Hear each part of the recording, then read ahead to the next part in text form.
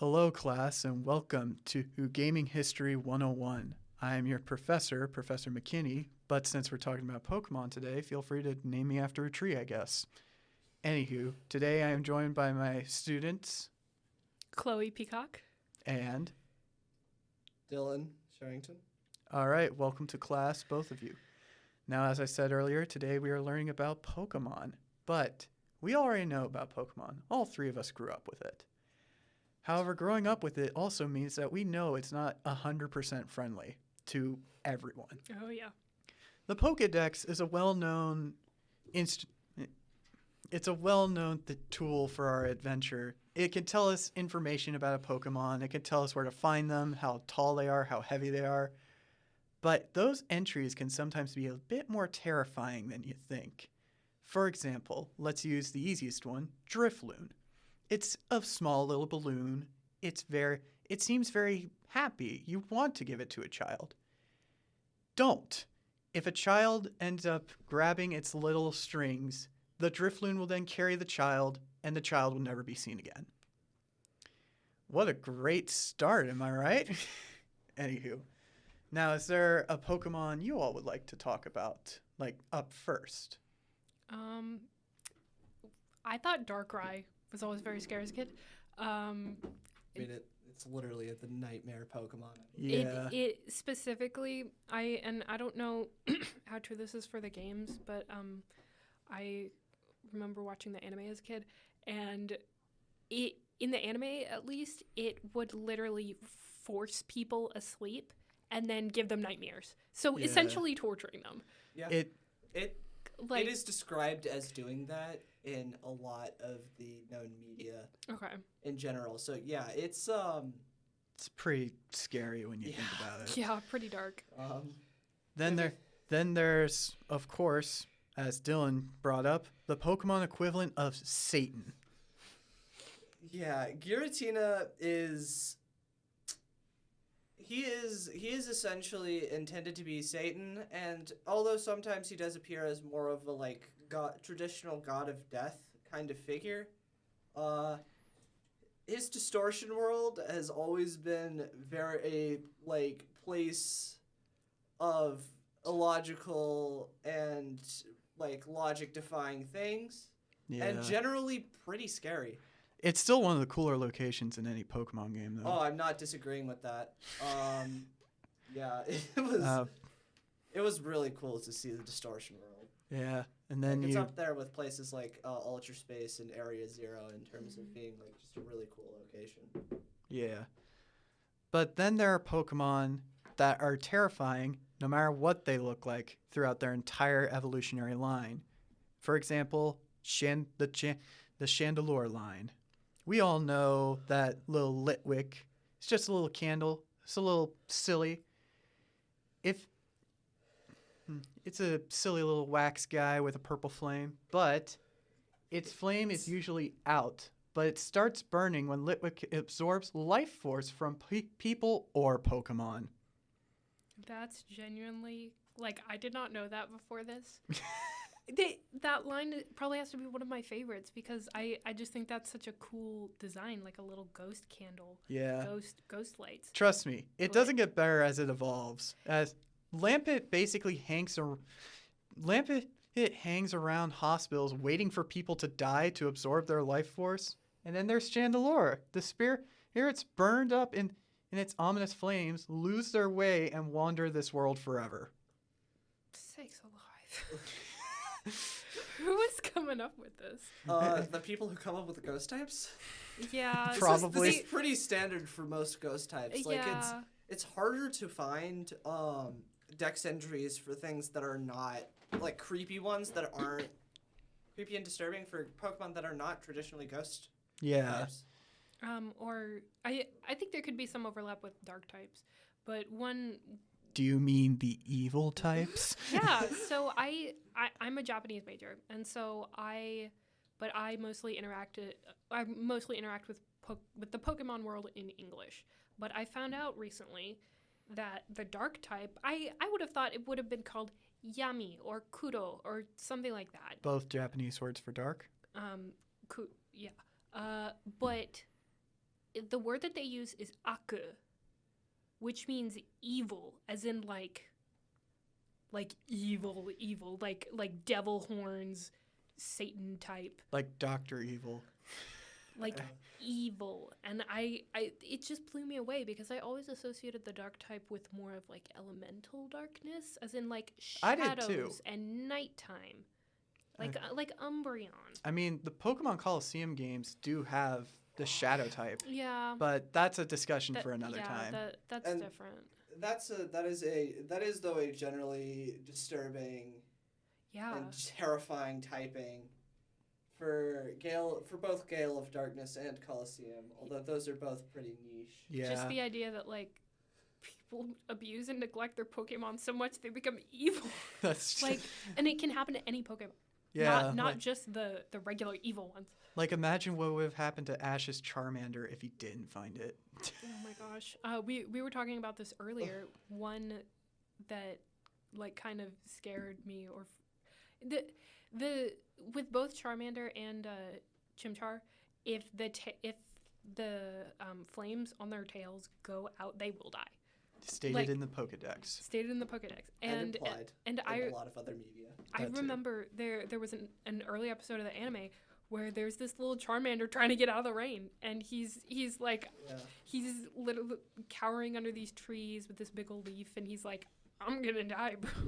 Like he's like crying and stuff, and I don't until even- Ash finds him, and I'm like, that was dark for a kid's show. Yeah. Well, we are talking about the first segment, which actually does have several banned episodes Oh, in yeah. the U.S. So Yeah, but The well, one with once again, that this is is par for the course, especially with Team Rocket being more on the terrorist side of things yeah. than they are in the more recent anime yeah. up to its conclusion. Speaking of Pokemon that fall under the dark type, or as Japan calls them, the evil types, let's talk about Houndoom and how if it hits you with its fire, the pain will never go away. Oh my God. That's just very unsettling. Like, how would you feel if you just randomly burned yourself one day and then that burn will never disappear? Oh my That is something that is pretty like terrifying in general. I would like to remark on the fact that traditionally Houndoom is, as it's been portrayed in a lot of other media outside of the Dex entries, tends to be mean. It tends to be the Pokemon that you lean to that's like the bully Pokemon, like one that's like kind of needlessly cruel and just kind of a jerk in general. I mean, with his Mega, they go all in on the like Devil-like. the devil imagery. The like horns the get bigger. horns and the little skull, and like it's Yeah, the whole hell. They went all in on just making Houndoom Yeah. the evil Pokemon then. Yeah, well, I mean, he is, I believe, supposed to be like a hellhound kind of deal. Yeah, that makes sense. So Yeah. at least However- that's always been my perspective with like the bones and the horns and the general like looks Yeah. kind of mean and angry type Mhm. of thing. Like, this is why there are certain Dogmons that I cannot, like, see myself not liking, and Houndoom is one of them. Despite the fact that if I randomly encountered a Houndoom on my way home, I'd probably be in the ER. But It would mess you up. probably. I mean, hey, in the games, people just throw a ball at it, and now it does your bidding. Yeah, well, pretty much. But yeah. Anywho, I've not but liked it. those are Pokemon people have categorized as evil. Let's talk about a Pokemon that's not categorized as evil and just wants to be loved in some way, wants to be cared for. So much so that it's willing to lie about its identity through a disguise. Mimikyu. Mimikyu really wants to be loved. It wears a little costume of Pikachu. It's creepy, but it's cool. But never learn what Mimikyu's real looks are, because as stated in Ultramoon, in the Ultramoon Pokedex, a gust of wind revealed what hides under this Pokemon's rag, and to a passing trainer, no less, just some random guy. And then later that night, that person died a very painful death. It is pretty heavily implied as well in the anime that you do not look at what is under Mimikyu's rag. With multiple times throughout the Sun and Moon anime, it had come up. Team Rocket's Meowth almost kicks the bucket a couple of times because it just keeps seeing what Mimikyu really looks like. Because it accidentally sees what Mimikyu looks like once or twice. Yeah, it's a creepy one. It's one of the creepier ones, if you ask me. Like, there's a reason it's the totem Pokemon for the Ghost Trial in Sun and Moon. Just the fact that they chose that particular, not like describing the Pokemon, but describing an instance of an interaction that somebody had with it. Just a small just like he didn't even like say anything. He probably didn't even throw a ball. He just saw Mimikyu, and then Augusta Wind showed what Mimikyu looked like, and that dude was pretty much marked to die. Yep. I don't know if bro was like on Kira's bad list or anything, but I don't know. Anywho, why don't we talk about something that isn't categorized as a dark or ghost type? Maybe something that's a bit more, I don't know, less stereotyped, I guess. So, on that topic, one of the ones that I find particularly disturbing in ways that some people might not expect is Gardevoir. And this might not be obvious because Gardevoir is, of course, a psychic and fairy, which is traditionally not really evil, doesn't have some dark undertones. However, in one of its Pokedex entries, it states that if it becomes stressed out enough by its trainer being in a like life or death situation, it has an ability to basically create mini black holes. Small black holes. Like, even if the trainer was like in very much in danger, it would have been even worse. They would have been in worse danger after, like, because a mini black hole is still a black hole.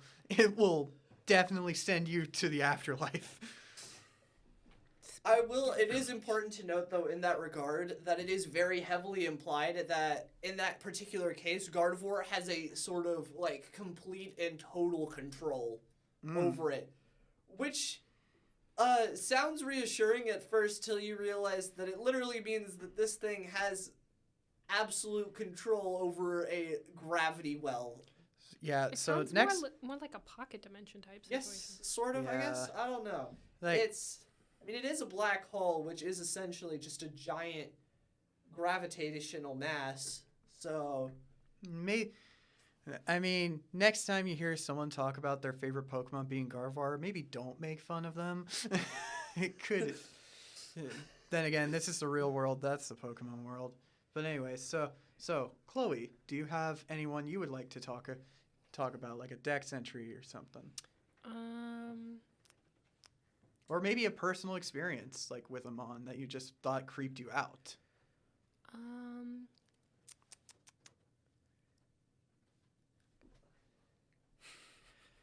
She's thinking.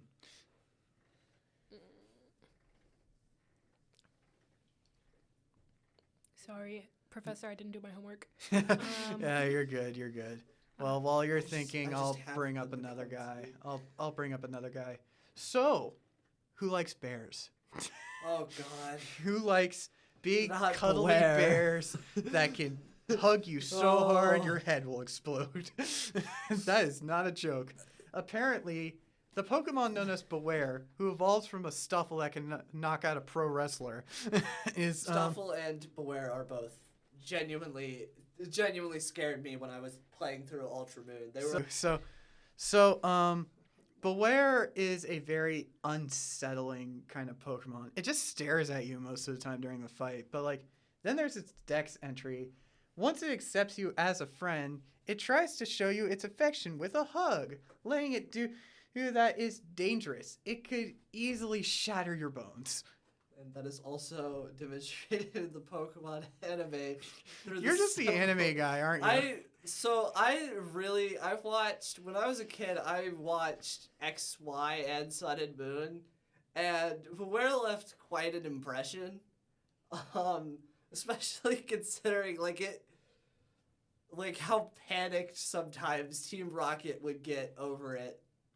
I mean, literally, there was one time they finally beat Ash, and then Beware shows up out of nowhere and takes him away anyways, because they can't have nice things. Deus Ex Machina. Yeah. So, of course, not every bear is cuddly, but that's the only bear I have on this list. So let's move on to an insect with a mushroom. Yes, Parasect. Oh. Yeah, that mushroom is a lot less friendly when you think about it. That mushroom, The poor Parasect. the parasect, the bug host, is drained of its energy by the mushroom on its back. The mushroom appears to do all the thinking. So basically, what if The Last of Us actually got a Pokemon?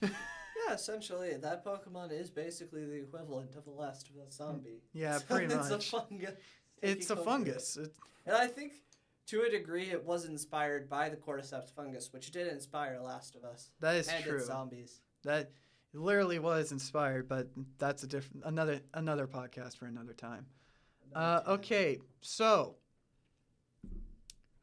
I'm gonna tell you about a Pokemon I really don't care for. Like two Pokemon I really don't care for.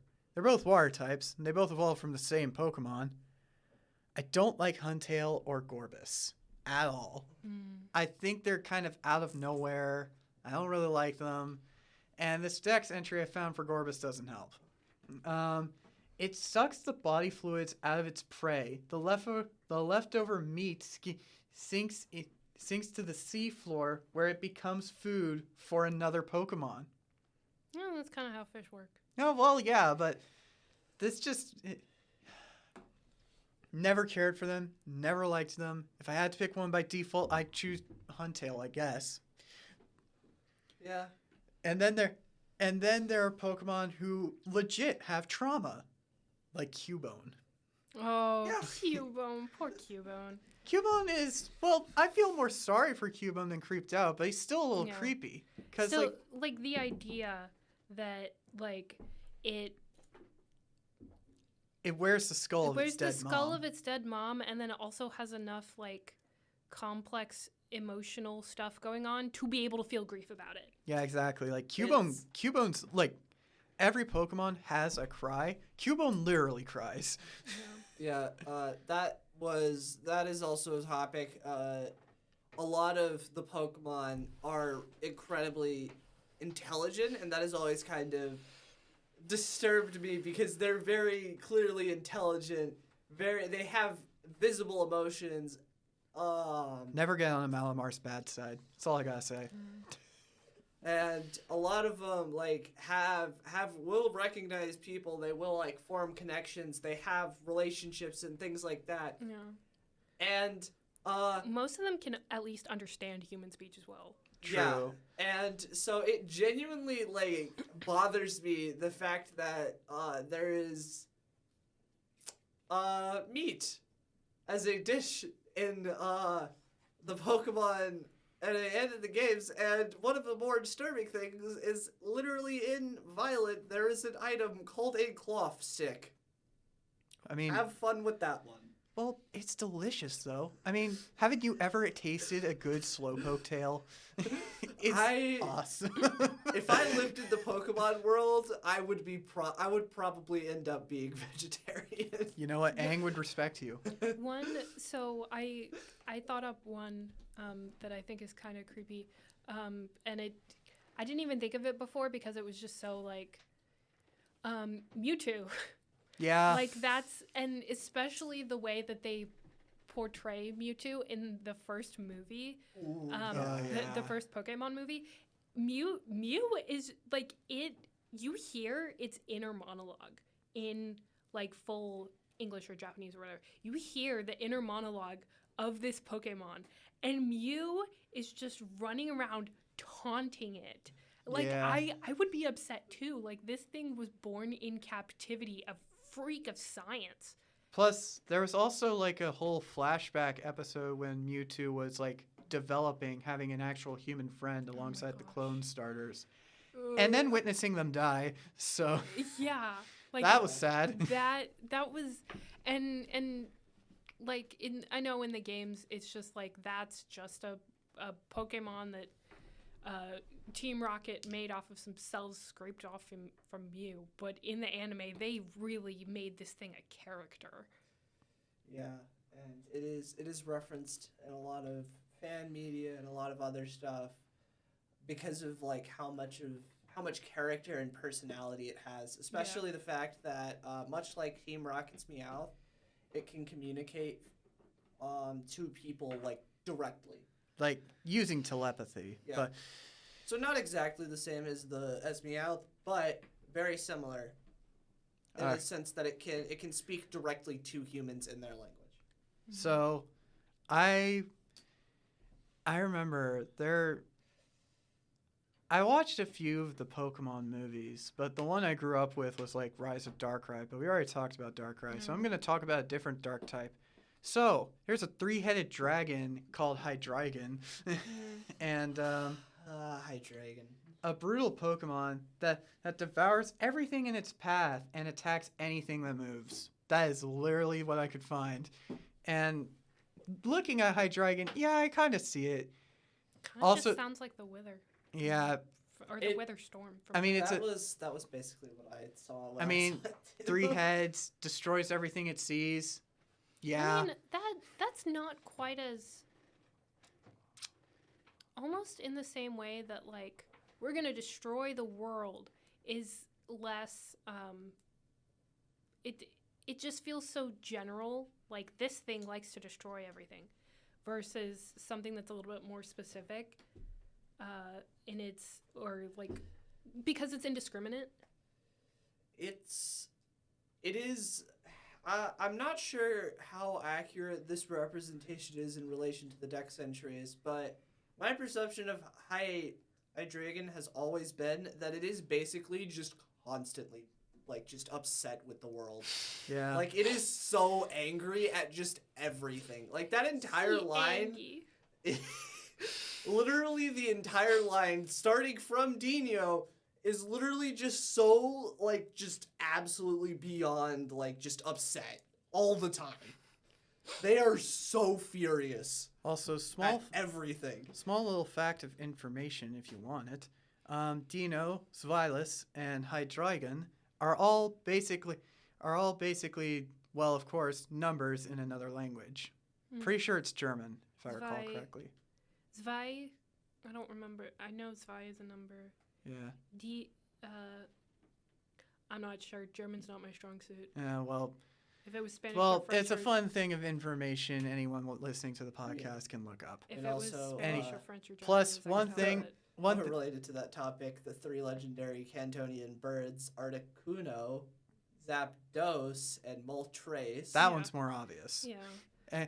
Anywho, but also the the story of the burned tower in Johto, like that's sad. Yeah, those were like 3 innocent Pokemon, and they just burned to death. Yeah. If Ho didn't show up, that just would have been known as a tragedy. I think it's funny that it's like, oh, Lugia's also here. Like, oh what? Boy, Lugia. Like, my preferred out of the 2 box legends, though, to be honest. Like, as far as story stuff, Lugia is like hardly leader of the birds, I guess. I think king of the birds. He's supposed to be the leader of the birds, and then he shows up occasionally. Yeah, he's just there. Ho-Oh has much more of a... Yeah, it has much more narrative and build. Meanwhile, well, there was the whole movie that kind of introduced Ho-Oh and put it into the like main storyline of Pokemon, and I really enjoyed that movie. So, I just want to point out that this is just me being a little bit of a nerd here, but Ghetsis is a cheater. Zweilous doesn't evolve into Hydreigon until level 64. Well, that actually happens quite often, having specifically like gym leaders or like other important bosses having Pokemon that are of a certain evolution, but they're too low. Their level is too low, just so that they could be within a certain level cap. So that actually happens pretty often. Small little side note, Nolan just tried to call me. Yeah, he tried to call me too. I just sent a message saying in the middle of podcast. Yeah. Anywho, so back to another Pokemon with a bit of creepy lore or dex entry or whatever you want to call it. So there are some plants you definitely don't want to be friends with, and some of them have acid in their mouth. Oh yeah, like Victreebel? Yeah, definitely Victreebel. That one was depicted in the Adventures manga too. Like Red was almost devoured by that thing. Yeah. Like that's just unsettling to like if you're gonna go somewhere. They cut the chapter off. Oh wow! Like on a cliffhanger. Like I've been reading I've started reading the Adventures manga and I'm like right about there. Like that was like a few chapters ago. I have some personal issues with some of Pokemon media, but that's not incredibly relevant right now. And depending on the media, it might not be appropriate either. So, especially if it's Adventures. Ooh. Oh dear. Oh dear. Oh boy. But, oh boy. Like literally half the gym leaders are part of Team Rocket. Yeah, it's like the Gary meme. Like, is anybody from SpongeBob? It's like, is anybody else Gary? Is anybody else a part of Team Rocket? Team Rocket's general depiction as well. However, pivoting and going to a more interesting note, I just remembered this. Iron Valiant's Pokedex entry. It is known to indiscriminately just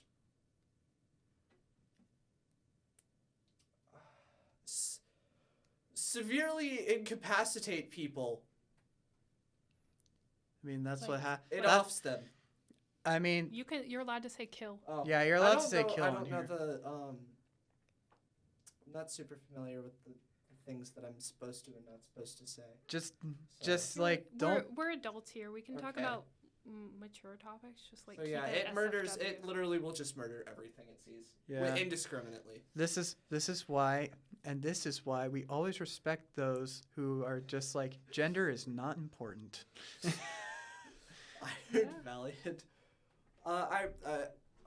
Kind of a side tangent, but like of the future and past Pokemon presented in Gen 9, Iron Valiant is one of my absolute favorites. Is that the one that's Gardevoir Gallade robot fusion? Oh, okay. I thought that was the one that was like Cobalion. No. Okay. No, it's. I really do like that one.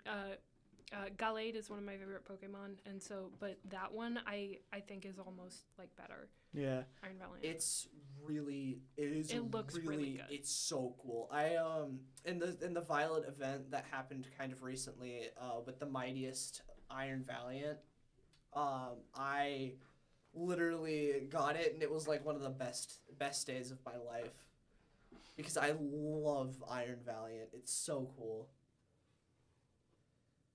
Yeah. So real quick, gonna like diverge over to another Pokemon because we were talking about this guy earlier, so I feel like I need to bring them back into the conversation. Who all gets sad whenever they hear Spoink dies when they stop bouncing? Oh no! I felt like that was so unnecessary. For it to like, they could have just said it always bounces no matter what, not that it dies. Like it will die. That makes me literally messed me up so badly when I learned that. Like I could never look at Splank like without thinking, "Oh my god, that thing can die." I can push. You better evolve it pretty quick. I can literally kick that and it dies. Yeah, I mean, you never know. So, I refuse to put Goodra on this list, but I will talk about Sliggoo. So, Sliggoo. Middle evolution of the Goomy line, which, by the way, Goomy is adorable. He's a little thing of pudding. Cute. It's adorable. Sliggoo is a bit more odd. See, the thing is with Sliggoo, predatory. it has trouble telling the difference between friends and food. So, it will calmly try to melt and eat those it gets along with it. AKA, since it can't tell you apart, it will try to melt you and eat you. This is why if somehow, some way, I end up waking up in the Pokemon world, have a Sliggoo buddy, I'm always going to have food on me. This way I could just go like, nope, this is food. I'm not food. Just keep it in the ball. And on the topic of eating, nothing eats more than Guzzlord, whose portrayal, especially in the anime, is incredibly disturbing. Because it is never singularly capable of destroying like entire cities because it just doesn't stop eating ever. That's one of the more disturbing things when I played the Ultra Sun and Moon games, because like every Ultra Beast got like their own dimension because their whole plot of hunting them down was cut. Sure, but they got their own dimensions that you could travel to. Some of them were more unique than others, but Guzzlord's was the most disturbing. Unlike others, it was a destroyed city. It was like battered around. I believe it was Howley City. It was. If you play the music for that place backwards, it is the theme song for that city. So, good to know that if Guzzlord ever appears, we're all just doomed. Yeah, it's... Even in the anime, it took some pretty formidable level pretty formidable trainers to suppress even one. There were 3 of them, and 2 of them were shiny. Yeah. By the way, never wander around in the desert alone. Cacturns will never leave you alone if you're doing that. Because the whole point of Cacturn, they may look like a silly little cactus wearing a hat, but packs of them will follow you through the desert until the traveler can no longer move. And then they, of course, either they do something to you. It doesn't specify. Well, you're probably gonna die. Probably Gonna die, or probably kills you. Yeah. That's one of my favorite bits from it. One thing that did help making this video was rewatching like a bunch of the dorkly Pokedex entries were real. And then seeing that bit about Cacturns where it's just like, I feel like I'm being followed. No, definitely not. Say, you feeling tired anytime soon? I always knew I'd die like this. It's just kind of brutal. Yeah. I vaguely recall something also about Frostlass. This should be interesting. I don't have anything about Frostlass on here, so. I believe it has something to do with, like, eating the souls of men who have committed sins of some sort. That makes sense. That tracks for Frostlass. Frostlass is based off of the Japanese story of the Yuki Onna, the snow woman. And she, basically a man comes across a lady in a snowstorm and does some things. No, she, I'm trying to remember it correctly. She tells him that he can never tell anyone that she saw him, and then he goes on his merry way, kind of forgets about it. He gets married and all that, and then one day, he and his wife have kids. One day, 20 years later, he mentions to his wife, "Oh, hey, I saw this like creepy woman in the snow 20 years ago," and his wife is like, "That was me." The wife was like, "That was me," and then she like turns into the snow woman and I guess leaves. She was like, "I would have killed you if not for the fact that we have 3 children." So she just leaves. That's interesting. That's you know what? That's a vibe. It's just like you tell someone not to tell anyone that you were there. And then they were just like, okay, marries you unknowingly. And then it's just like, oh, yeah, I saw this random person in the woods one night. That was me. Later, loser. Yeah. Yeah. So, anyways, I'm going to go back to like a ghost type because those are quite something. So, we've talked about Mimikyu and how it disguises itself. But let's talk about a doll who gets abandoned. Oh, no. So, So, better not be what I think. So, Banette, of the Pokemon you see in Gen 3, Banette's probably like at the bottom of the barrel if it didn't get a Mega Evolution. But its Dex entry is sad and kind of disturbing. Because Banette developed the ability to move, to feel, to everything because it felt a grudge for being abandoned. And then, so its whole purpose is that it's going to find the person that abandoned them and, of course, finish things. Definitively. Like that's the thing is, like, a lot of children when they're younger think that they're like stuffed animals are alive and have feelings and stuff. Yeah. Or like the reason why all of your stuffed animals are knocked off the bed at the end of in the morning is that they got up.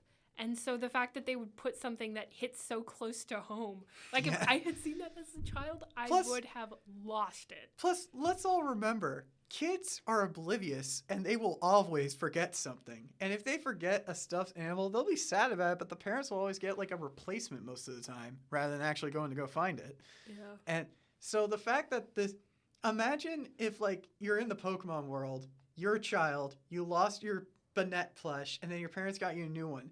How betrayed would Banette feel if they saw that? I guess it would be a Shuppet. Or Shuppet or something. Yeah. I don't know. It's just... And there are a few more on here, like, let's go over to Gyarados, another creature of the sea.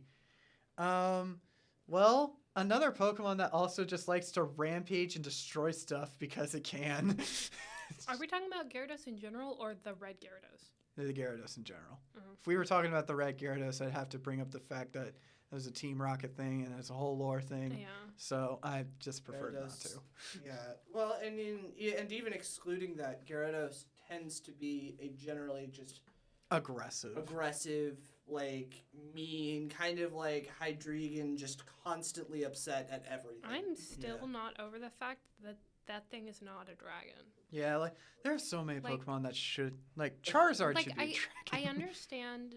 I can kind of understand why they didn't. We're not talking about Megas today.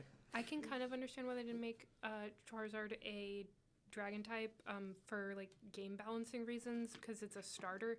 But they had no excuse with Gyarados, like especially after all of that lore stuff about Magikarp and being the very strongest one that is able to swim up the waterfall. I just like to point out real quick. Gen 1 was kind of weak with their dragons too, because the only real dragon you could get was Dragonite, and the only dragon type move at the time was Dragon Rage, which only did 40 damage. Yeah. Like it always just took away 40 HP from your opponents no matter what. Yeah. It was kind of weird, but it was odd. They were still kind of figuring things out. True. With Gen 1. Plus, Gen 1 had a lot of spaghetti code, so... Yeah. Anywho, moving on to another one, we got Hypno. Hypno, he's a silly little guy who likes to hypnotize people into sleeping. It's Darkrai, but a lot less creepy, I guess. Anywho, it hypnotizes people to feast on their dreams, with some versions mentioning it once took away a child and hypnotized it, leading to a widespread fan theory about the Pokemon being a child abductor. Well, I mean, that's what it is. Pretty much. Like, if you abduct a child, you're a child abductor. That's just how it is. That's the law. And moving on, I have a few, at least two more, but I'm going to save one for last. So this one I'm going to talk about. And since it's the Halloween season, this one makes sense. Who here likes Gourgeist? I like Pumpkaboo better than Gourgeist. Pumpkaboo, I like. Pumpkaboo's cute. Well, see, let's talk about Gourgeist right now. Anywho, so I like Pumpkaboo. So the thing is with Gourgeist is that, well, it's obviously like a little pumpkin creature. It's got like little wavy hair arms. It's a gourd. Yeah, it's a gourd. But here's the creepy part. In the darkness of a new moonlight, Gourgeist will come knocking. Whoever will come knocking. That's literally what it says. Like, It comes did knocking it on just say- door to door. Gorgeist will go knocking. Yeah, pretty much. It'll come knocking from door to door or something like that. Maybe it's a salesman, but no, it's not. Whoever answers the door will be swept off to the afterlife. Oh, okay, there it is. I was gonna say, like, is that the whole thing? Yeah, it's like the Shadow Realm. It's just like you're imagining like a It literally kills you. Yeah, it's just like Gorgeist knocks on your door. It's just like, ha, I got you, fleas. But no, it's actually just like, ha, I got you. All right, come with me. We're going somewhere. Where? Going down. Actually, I'll just do the Jimmy Neutron thing. It's off to the Shadow Realm for you. Off to the Shadow Realm for you. On the topic of The afterlife. disturbing things, the Galarian form of Cursula is said to literally curse you if you so much as kick it on accident. I don't understand why that thing is in Galar. Corsula? Probably for similar reasons that Dreepy is there. I mean, Galar is Britain. It's just a feature of British, pollution, and it's a feature of the pollution and general environmental decay that is sometimes associated with Britain. But it's very cold there. Yeah. No coral. So I feel like it belongs in Alola. I have Galarian. I think Galarian Corsola is pretty appropriate, especially considering like what it looks like and some of the things it does. okay. Galarian Corsola is pretty spiteful, from what I'm reading. I have one last guy I'm gonna talk about. Right. That doesn't mean like we're gonna finish, because after this I have one last thing about Pokemon I'm gonna talk about for the Halloween season, of course. So we can't talk about ghost types or creepy dex entries without giving it up for the father of the king of the ghost types, the OG ghost types, who was weak to psychic types because of poison reasons. Gengar, that guy. Gen 1 loved poison.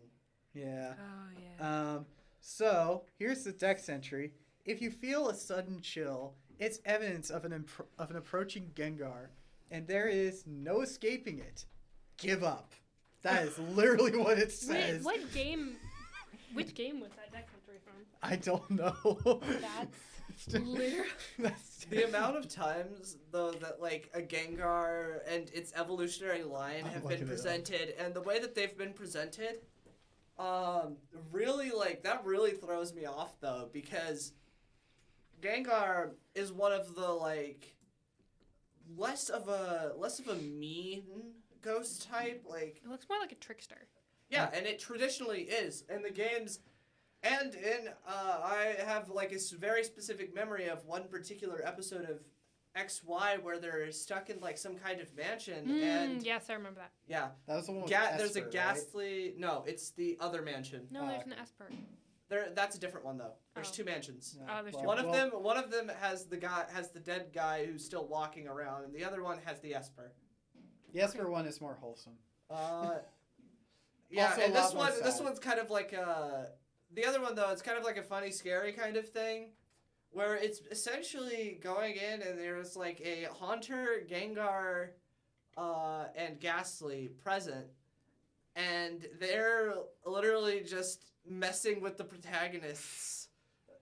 And the whole story of it is like the protagonist like ran into the house to get out of this rain, and this nice man just kind of invites them inside, you know? And it's like, it seems fun at first, and then the guy has like everything prepared for the exact number of people, and it's like, it's kind of off-putting, and you're like, what? So And eventually it builds to the point where there's like a bunch of like creepy, disturbing things happening, and then you find out that it's just these like 3 Pokemon that have just been messing with them. Ghastly, And Haunter, Gengar. and the guy was in on it the entire time too, which always was really funny to me as a kid. But now And as the an adult. only one who even realized it was Bonnie, who's the only one who believes that actually happened. By the way, I looked it up. That was from Sun and Moon. That was the text entry from Sun and Moon. That makes sense. Anywho, Yeah, that makes sense. now then. Plus, there's also like an episode early on in the show where Ash goes to catch a ghost type to deal with Sabrina, and he and Pikachu literally die. Oh, yeah. They turn into ghosts. They legit are dead and are hanging out with Ghastly, Haunter, and Gengar. That's just creepy. Psychic types And I believe that literally the no weaknesses in Gen 1. Yeah, Like, well, also what I think is pretty interesting is, especially with what you were saying earlier about the literal meaning of dark types in Japanese, is that psychic type weaknesses are what they're like ghost, dark, and bug, which are 3 really common fears. Huh. Now, it's time. That was always a fun thing for me. It's time for something a little creepy in a more realistic way. Ooh. Now, we've talked about Pokemon. We've talked about the Pokedex entries. But let's talk about how it affected the real world in some sort of way. This is a creepypasta, by the way. Oh, dear. So, when Pokemon Gen 1 initially released in Japan, there were, of course, a lot of kids who enjoyed playing it, and I already noticed Chloe knows where I'm going with this. Anywho, so a lot of kids loved playing it, but then things took a sudden turn as soon as it got to Lavender Town. Oh, this one. Okay. As we all know, Lavender Town, as a lot of Pokemon fans know, Lavender Town is the place where the Pokemon Tower is, which is, of course, a graveyard for dead Pokemon. You find Blue there mourning his dead Raticate.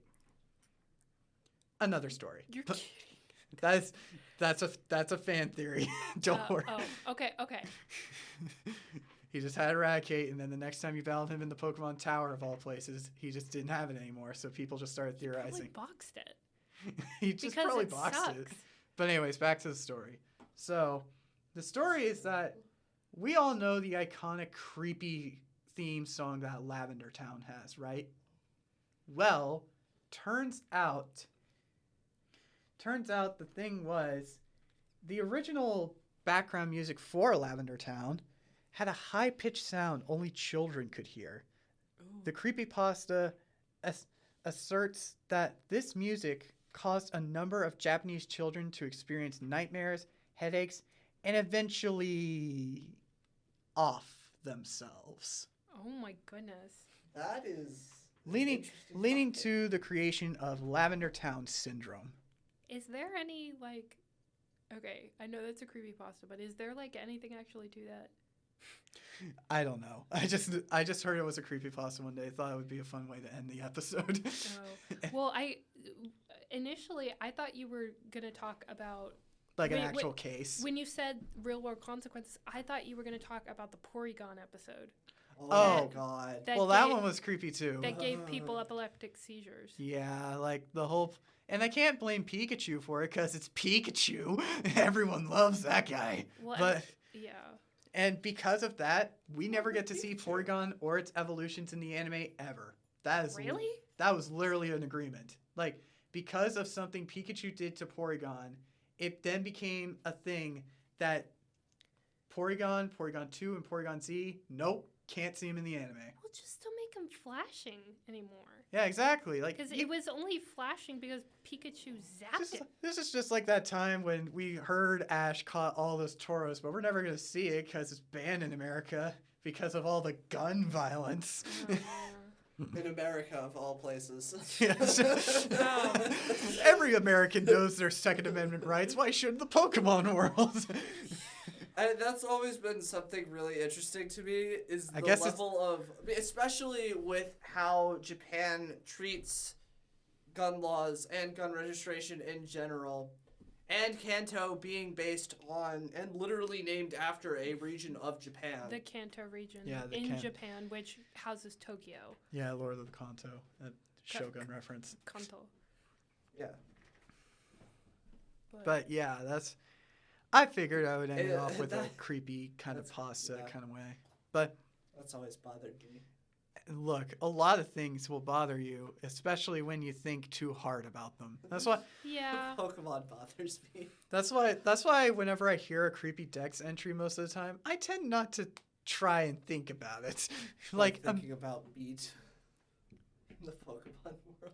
What? Thinking about Thinking meat. about Meat in the and Pokemon? animal consumption in the Pokemon Oh yeah, world. bro. I would eat a Chikorita. Yeah, I would eat a Miltank. I kind of I've thought about that for a while. I was like, how do they where do they get their protein? Do they just eat a lot of tofu?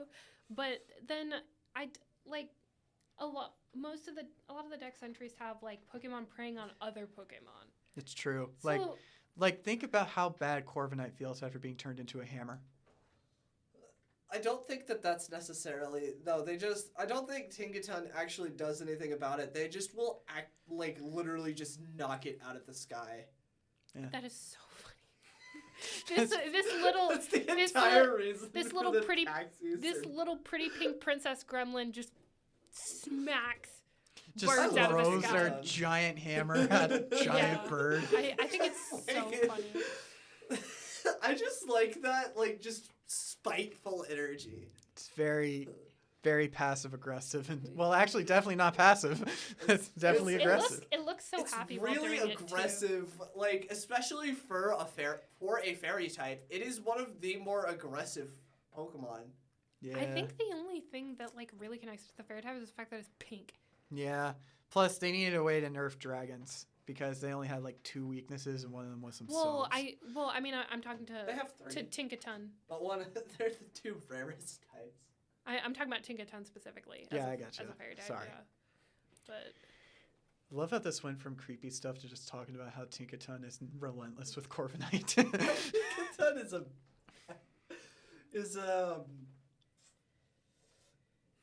Tinkaton's a little gremlin. Tinkaton is a menace. so Just Tinkaton use- is a little menace, and we love it. Yeah, Yes. exactly. So, I, So, for one, yeah. am totally here for the 180 base power move. Oh my it just goodness. has. yeah, Gigaton Hammer is pretty Gigaton brutal. Hammer is And does Busted. that have recoil? It doesn't has recoil, but you a- can't use it twice. recoil that is similar to Hyper Beam, except the Pokemon just can't do it twice successively. Yeah, pretty much. Okay.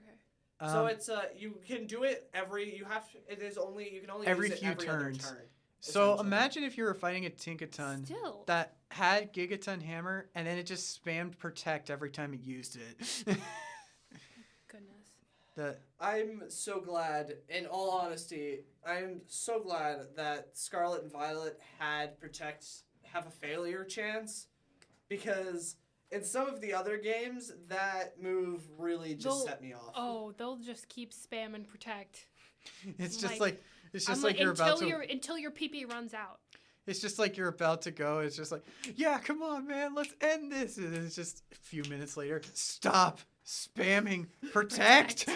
And then there's also the fighting version of detect. But Detect. I hate Detect. I feel like detect is more unforgiving nowadays compared to protect, which has a chance to fail. It was super common when I was playing through ZA. ZA is a Yeah, whole it different happens. animal. Anywho, Yeah. there are of course I other like Pokemon with creepy dex entries, like how Macargo is hotter than everything. And how Literally hotter than like the core of either the surface or the core of the sun. yeah, Like so some of the numbers that they give in the decks are a little sketchy, like with that temperature. And then I watched a video recently about like Charizard is Yeah, 5'7". like whether it was talking about the density of Pokemon with the numbers given in the dex entry, and there several of them the intention was to figure out whether they should be able to learn surf, whether they can float on water, but several of them, they're like, actually if this Pokemon was this weight and height, it would literally float away like a balloon. Like, and it wasn't just Wailord. Like, it was a couple other ones that are like, this is nowhere near as heavy enough as it should be. this is one of my Wailord- favorite bits from That's insane Gen- though. Wailord But- is massive. But Is they've got a Imagine Dynamaxing it. but they It is already theoretically big enough that the way they size it in the games is actually so horrifically incorrect, because it is large enough that on a DS it would have taken up the entire screen yeah. if it was Anywho. to scale. But it was only like 400 something kilograms. Like, it's, like, it was, like, it is so... And I get it that they have to have certain weight things for certain moves that do damage according to weight, but... Like Heavy Slam or something? Yeah, like that they have to include a weight for every single Pokemon now. But it's like, these people do not understand physics. Yeah. I mean, that is traditionally true, and that's why... Like, imagine if there was a Pokemon... Things like that. Imagine if there was a Pokemon that just had a Dex entry that just said, if this Pokemon ends up killing you, then you will see Arceus before you depart. That's a Chainsaw Man reference. Because there's a devil in there who has an ability to literally make you see God before you die. Is that a good thing or a bad thing? I don't know. It's a bit. Anywho. But there are a lot of Pokemon with creepy Dex entries out there. These are the ones we could talk about today. And I am thankful to both Chloe and Dylan for pitching in with this episode. Although we probably should have given Dylan a little heads up about... Yeah, that was on me. That slipped out, and that happened. Yeah, well... I don't know. I think Beware scares me. Yeah. Beware genuinely scares me. Yeah, we'll stop talking about Beware now to save further footage. For the fright. For the recording. Anywho, Right. So with that said, I really do appreciate you all joining us today. I appreciate you guys joining me today. This way it didn't have to just be me. And Talking to myself. trust me, when I did that for the Minecraft episode, it was like 15 minutes and really sad. If I had known you were doing a Minecraft episode, I would have totally been there. Both of you were not here. You weren't in the club yet, and you were taking a semester off. Oh, yeah. Okay. So We would have ever redo that. Plus, I did a whole, I'd be very down for it. I Yeah. may. Or, I did or doing an MC Dungeons one. I decided to do a whole bit, like, giving credit to Technoblade because it's very sad. Oh my god. I love Technoblade. I Technoblade still never watch it. dies. I still rewatch his videos. Anywho. That's how good he is. Yeah. I still rewatch. Thank you all for tuning in. Class is dismissed.